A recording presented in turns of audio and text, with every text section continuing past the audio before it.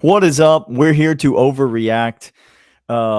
Georgia survived against Sure. South Carolina. We're still alive. So you survived and I survived. And let me tell you, that was not always a sure thing throughout the course of this game. We have a lot of feelings. We have a lot of thoughts, and we are going to hold none of them back tonight on the Locked On Bulldogs podcast. You are Locked On Bulldogs, your daily podcast on the Georgia Bulldogs, part of the Locked On Podcast Network, your team every day.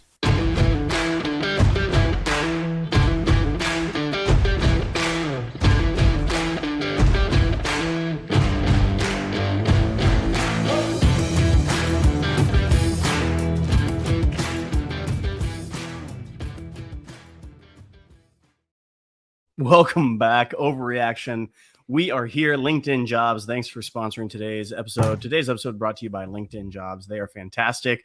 Daniel's just getting all sorts. The feels. The feels. There was one time Daniel's drink spilled on this Overreaction live show. Now he's throwing things. It's the first time I've thrown my phone today because it's not. Because there is a special part in my couch that I know that if I throw, my phone won't hit any large wooden objects. It will just hit cushion and whole thing. Yes. Today's episode brought to you by LinkedIn. Thanks for doing this. We are talking LinkedIn, overreaction and all the feels. So let's talk. How do we want to break this up, Dan? You just want the floor? Don't know. Should I just open it up to you and whatever comes Let's start here. Let's start with the fact that Georgia won a game that they very easily could have lost. And at the end of the season, ask Missouri. Wins are wins and losses are losses. And if you don't have any losses and you only have wins, you still win the championship. So that's the reality of the situation, big picture. Now, is Georgia a championship caliber team? The fact of the matter is we don't really know. They did not look it today, but they didn't look it in every game last season either, but they managed to find a way to get things done. Georgia has a lot of flaws, but they also have a lot of weapons. We saw some of both tonight, but the big picture is that Georgia gets this win. Point spreads don't matter for national championships. They do matter for my bank account, but they do not matter for national championships. No. Georgia wins a game against a team that they should have beat. They did beat, and now it's over, and we move on to the next one. It's SEC play. Now, here's where my feel comes. I don't know how this is possible because of the depths of depravity that I were in the first half. I was lower than low. There was not going to be a podcast, friends. There was not. If we had lost that game. We love you, but we don't love you that much. You would have seen two random faces of friends that we would have sent a link to, and we would have said here's your new job. Here's your just talk. This is your job now. So we don't want it. But this is going to sound so weird. I came out of the second half of the game more confident in this team, Daniel. All right. I am Talk to the people. Confident. Because listen, we're going to get to Mike Bobo. We're going to get to Carson Beck. We're going to get to Dylan Bell. We're going to get to the play calling in the first half. We're going to get to the lack of pressure. We're going to get to all the things that you want to talk about. But first, I want to hear, Clint, why coming out of this game are you more confident in this team now? We played the best quarterback in the SEC. And we shut him down. That's not a false statement. I'm not trying to be a hot take with that. Spencer Rattler is the best quarterback in the SEC. And I saw it with my own two eyes today. Including Georgia's quarterback, including all the quarterbacks. All the quarterbacks in the SEC. He's the best. We took his best punch. Mm-hmm. We counterpunched, and then we neutralized the best quarterback in the SEC, meaning we're not going to find another quarterback like him in the entire rest of our regular season. Playoff, we'll get to in a moment, but if I'm looking at quarterbacks, I'm looking at teams, that's a different story. Quarterback-wise, we took the best shot, we withstood it, and we counterpunched, and we neutralized him. That's point one. Point two, Daniel, this defense answered the call in such a way that Javon Bullard being back on the field, even so slightly as it was, give me confidence that it's not a lingering long-term issue, Daniel. Okay. It's not a lingering if it was at all lingering long-term, we would have gotten this. He could have gone if we needed him. We didn't need him. He played, and Javon Bullard said, you know what? Kind of feeling a little iffy. So I'm just going to, and the training staff said, okay, that's our cue. We're done. Could I We're just out. say we desperately did need him Okay. in this game? We didn't. We We didn't because we won. Because we won. Dan Jackson, we love you. You get we don't. merit badges. No, No, we don't. Stop. I need to say this, and then you could. Go ahead. You get merit badges. You're a fantastic Boy Scout. Oh, that's nice. You are not a good college football safety. Is this Boy Scouts? Is that what we're doing out here? But Playing see, Boy Scouts? I was trying to do the love. I was trying to do the. David Daniel. It's the same thing. Just copy and paste onto you. Georgia has 2 safeties and 1 star.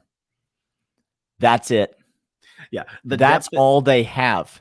And one of middle of the secondary is bad. One of those guys is hurt right now, and that's not good for the Georgia Bulldogs. And it's not good for, I mean, honestly, the long-term prospects, because Jonell needs to develop, and hopefully he will by the end of the season, but he's nowhere near, clearly. And it was SEC play, very important. SEC play. Kirby wasn't messing around by putting and guys David in Daniel there. wasn't it. He just, quite frankly, was not it. No.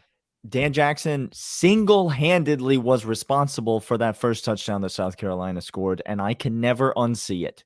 It was the worst plays, foreseeable angle I've ever seen. What if I told you that Jamon Dumas-Johnson one-upped him when he had Spencer Rattler manned up in the hole? That wasn't an angle.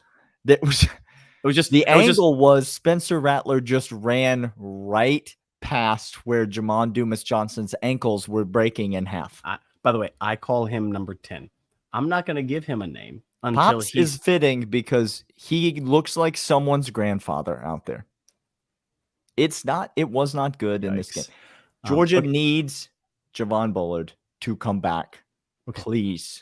Yeah, no, please. Best quarterback in the SEC. We took his best shot with 2 inferior backups playing a majority of the time in the back end of the secondary, and we still came out looking great in the second half.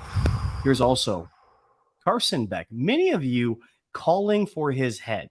Good Lord. Which now this is me being a guy who has said, I don't care who plays quarterback. It's just the best. Whoever Kirby says, I will roll with. Okay. Mm-hmm. Kirby has said Carson Beck, so I'm going to roll with him until he says otherwise, but he's not going to say otherwise, because even in the first half, those play calls that Mike Bobo was cooking up were bad play calls in the first half. He was doing an admirable job. Now, he did take a number of 5-yard outs for his read and his check down there, but coming out of the half, somebody got in his ear and said, start slinging it, son. And he started slinging it. And Daniel, he can spin it. We just need, I think the frustration of Georgia fans is that we need to see him be turned loose. We need to see him let go. It's enough with the safe throws with Carson Beck. I'm tired of the safe throws. Don't do it with this quarterback. The let's not turn the ball over and let's just play it real close to the vest. I'm just the frustrating thing is, and the thing that we're gonna have to deal with all season is, it's going to be good enough to beat almost every team on our schedule, just like it was good enough to beat South Carolina in this game. I think we're gonna have to deal with it a lot, but Georgia fans, we don't want that. The difference between this Georgia team and previous Georgia teams is, which we'll get to in the second segment, not Carson Beck and the quarterback play. He was fine in this game. He's fine. If you want to have trouble with the play calling, especially in the first half, I will hear it. I will absolutely hear it. It was terrible. The difference between this Georgia team and previous Georgia teams is the run game, Clint, and we'll talk about that when we come back in segment 2 right after these. Daniel's going to let you know about LinkedIn because they're fantastic. Maybe there's a left guard or a right tackle that's looking for a position. Please post your resume on LinkedIn Jobs and we will find you. Coach Searles will be out there looking for somebody to play on the left side of that offensive line because there is no one right now. LinkedIn Jobs is the place to go if you're looking to hire, if you're looking to add somebody to the team who's going to add value. You don't want to waste your time sifting through candidates and finding the exact right one. LinkedIn does all of that for you. Post your job for free at LinkedIn.com/LockedOnCollege. That's LinkedIn.com/LockedOnCollege. Let everyone know that you are hiring.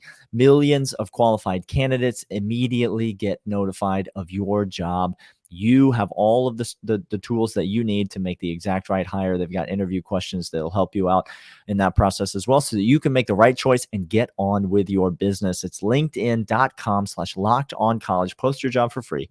linkedin.com/lockedoncollege. We're back, and let's talk about the offensive line because, my goodness, we just banged the drum all off season. I was on this talking about how bad Alabama's offensive line was, and you need trenches, you need good guys, you need maulers, you need pass protection. And our offensive line, guys, to say they are bad is an understatement. Now, I will say one caveat. Pass protection at times looks very good. But I couched that with many things. I said at times and very good in pass protection. Daniel, do we have is at times all the time in a game? No, it wasn't all the time today. Okay. Is very good gonna get you wins against great defenses? What we need to see, no. And do you always pass on every play? Well, you do if you're Georgia because with the exception of Daijun Edwards, who I thought was absolutely unbelievable in this game. I thought the offensive line absolutely played terrible. I thought Ernest Green has been so inconsistent so far this season. I don't know what to make of his play at left tackle. I thought Xavier Truss at left guard was an absolute abomination. I thought when he moved to right tackle when Mims got hurt, I thought that was actually a positive for him because he played a heck of a lot better over there. I mean, even Ratledge was not great today, but in the second half, the offensive line seemed to get a rhythm going. They seemed to get a lather going. They did. So I thought some of the play calling by Bobo coming out of halftime loosened up the game a little bit and allowed the offensive line to start playing with a little bit of pace, with a little bit of tempo, with a little bit of downhill momentum, which I thought helped them. But I thought the main thing that helped the offensive line was we had, for the first time all season, Clint, a running back in the backfield who is able to make somebody miss. Okay. When number 30 steps in to the game, he is an instant difference maker for this Georgia offense, and you can plainly see it. Some of you were absolutely irate in the comments that we said that Daijun Edwards was the best running back on this team and still decided to defend Kendall Milton as that type.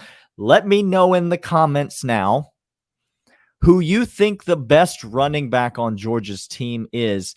And the second best one is Dylan Bell, and it's not close. And the third best is Cash Jones. Without question. That's the pecking order of the running backs. And we're Daijun basing Edwards, Dylan Bell, Cash Jones. We're basing that off of nothing but watching Georgia games. That's all. I've watched 3 of them. Cash Jones is competent. And when I say competent, I mean he's not going to lose yards that often. He's not going to break away. Find the hole. He's going to hit the hole. That's interesting, Daniel. It's almost like a running back's job is to go to daylight. Kendall Milton could have had a great run. Had a great run, 50 yards to open the second half to open it up. He goes off left side not doing a good job run blocking until all of a sudden they did. This play was fine. Run blocking, had a great fit. Could have looked up, gone to the left, open yardage for 50 yards because that DB that came down to do the run fit jumped way too far inside. All he did was bounce outside 50 yards to green grass, and who knows what's going to happen. Instead, he just buried his head and did not read, and then got tackled after a couple of yards. Daniel, I'm here to Daijun Edwards is out here putting his foot in the ground like DeAndre Swift. By the way, congratulations to DeAndre Swift, who I was told was going to be cut from the Philadelphia Eagles, but that's not really what we're here to talk about today. Interesting. Daijun Edwards is coming out here putting his foot in the ground like DeAndre Swift and making people miss. There's nothing that this offensive line needs more than a running back that can do that, because are they big and strong? Yes. But are they going to be in every place and make every block? No, they're not. The running back's going to have to do some of that work. But once you start to see those positive plays, this offensive line feeds off of momentum. They need it. We need them to have it. And so hopefully they will get some confidence coming out of this game, because I did think, with the exception of some holding calls, which really killed us in the second half in terms of scoring points on some of those drives, but I thought with the exception of some holding calls, I thought this offensive line in the second half actually played really well. And so I'm hoping that the confidence will come, because You guys, whatever. We're going to just gripe about Mike Bobo, and we're going to just oh my gosh, dump all over Mike Bobo. I get it. I get okay. it. No, I don't. No, I don't. Let me. Okay, Georgia fans, look, you all know the story. Daniel and I were good friends. We went to Georgia games together. I fell in love with Georgia. I love football. I played football. I didn't have a team that was my own because I got disenfranchised with the NFL. I came into college ball, and I love Georgia. I love the tradition. I love the players. I loved everything, and I fell hard. I did not suffer through Mike Bobo as much as y'all did. Okay, I understand that, but let me tell you. Can we bring it in, fam? Okay, Just circle up. So 199 early. 199 early. We're gonna jump into third segment. We're gonna lose the non 199. Y'all spoiled. Yeah. Y'all spoiled. Let me tell you, as somebody who has watched OCs elsewhere, and let me tell you, as teams that are playing again right now, as we're doing this, would love Mike Bobo and his tutelage and his ability to score points on their sideline. Right Tommy now, Reese ain't our offensive coordinator, fam. That ain't it. That ain't who we hired. You see what I'm saying? We don't have an ultimatum to score 21 points in a game or you're fired. He didn't hire his dang kid, even though he's not qualified. You'll see. Okay. Y'all spoiled. We're going to come back after this for the 199, and we're going to get more of this tough love and maybe some more excitement. Here we go. But first, these. And these are FanDuel. Daniel and I missed out on the cover of Georgia, but that's okay because we cashed on a whole bunch of other bets from this weekend. We hit on some other things. We're coming back. FanDuel, the official sportsbook of Locked On Podcasts and Locked On Bulldogs everywhere, is where you need to go. The official sportsbook. Daniel and I trust them. We get all of our odds, all of our parlays, straight ups, over-unders over at FanDuel. And right now, FanDuel is giving you a special little promotion. FanDuel.com/lockedon. You put $5 down, they give you $100 of bonus bets. Bonus bets are fantastic, y'all. I took a little bonus bet action because my bets did not cash so well college, and I took the Niners to cover their points in the NFL, and I put all my bonus bet money on that. And you know what I did with that money? All of that came in, and I bet on this week's action in college football. Do you see how that happens? It's free money with which to bet. Free money. FanDuel.com/locked on. Put $5 down, get $100 in bonus bets. FanDuel.com/locked on. Make every moment more. 199. By the way, we are loving the subtext. Love the subtext. It's a fun place. Get over there. We're talking every single day. We're talking every single Saturday. It's fantastic. Daniel, any other closing thoughts as we're here for the 199 live reaction to this game? Any thoughts? I have many thoughts, but it's hard to digest them all. Let me start here. Brock Bowers is the best football player in college football. The things that I've seen Brock Bowers do are Sir Nicholas Chubb like. That is the player that he reminds me the most of. Really quick, Daniel, for the people, remind who's the most prolific rusher in SEC history? Well, it's Nick Chubb. Okay, so if Brock Bowers reminds me of him, you get the ball in his hands and he is just dragging fools down the field. But it's not just that. It's the little things. It's the dirty work. It's the blocking. It's the crashing down on the end. It's the chip blocks before he goes out to run a route. It's the getting involved in the run game. It is a thing of beauty to watch him compete, to watch him play. That's right. And he covers a load of issues for this Georgia team. Yeah. Brock Bowers needs 6 men to take him down. He does the outside blocking very well. He doesn't miss assignments. He keeps his head in the game. There was the missed field goal, Daniel, when you and I were throwing our phones against the wall. Brock Bowers saw a missed field goal, and all he did was this. He went.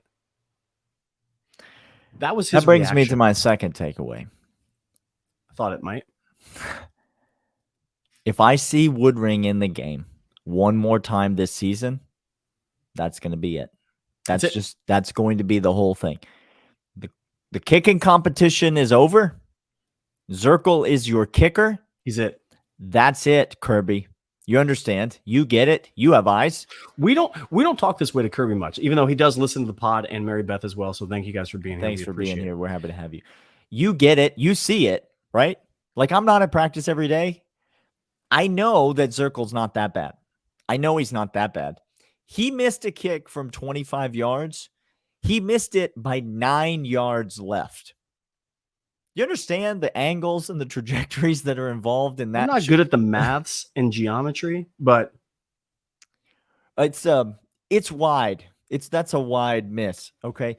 It has been shaky at best and inconsistent at worst all season. This cat ain't it, the freshman. Get Zirkle in Move there. on. We need some stability. And Thorson, start firing up that leg. I don't know. Because you're the backup now. Don't drop it like you do in Australia. You're they hold now it for the backup kicker. I'm not interested in seeing Woodring one more time this entire season. My last point before we get out of here, Clint. These D tackles, I love them.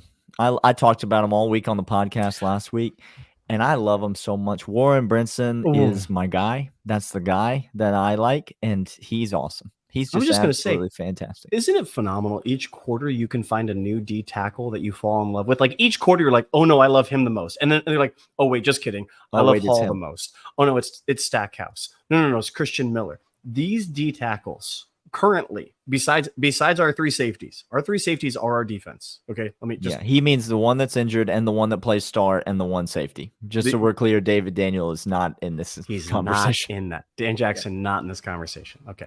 Outside of that, the guys holding this defense together are the defensive tackles, Daniel. They are. And we'll have too much to cover on today's show. We'll get to it on Monday's show. But, the corners, there's conversation to be had about the corners. There's conversation to be had about the guys on the edge. There's conversation to be had about the middle linebackers. But the D tackles are absolutely the consistent monstrous and steady push, especially in the second half. Those guys we were rushing three, and Nazir Stackhouse was just whipping double teams and getting in the quarterback's face every single down. It was a thing of beauty to watch, and I love those guys. Underrated, undervalued, all of them are. They are anchoring this defense. That is not what we thought was going to be the case coming into this season. No. But Malachi Starks and those D tackles are anchoring this defense. End of list. I'm gonna end here. Yeah. Talk about Malachi Starks will be 24. By the end of the year. By the end of the year, he will be my favorite Georgia player to ever play at Georgia. I'm just telling you right now. I already invoked the name Nicholas Chubb. And so we might as well just get out favorite Georgia players of all time. Roquan Smith, I love you, but Malachi coming from my heart, and he's gonna get it. All right, listen, we've got so much to talk about. We're going to be here all week. Monday, we'll be back breaking down this game and so many other things that we are going to see in the college football world tonight. Thanks for joining us. As always, subscribe to the podcast, subscribe to the audio feed, subscribe to the YouTube channel, leave us a comment, let us know what your thoughts are, and we will be back every day this week, as always, on the Locked On Bulldogs podcast. We'll see you guys then.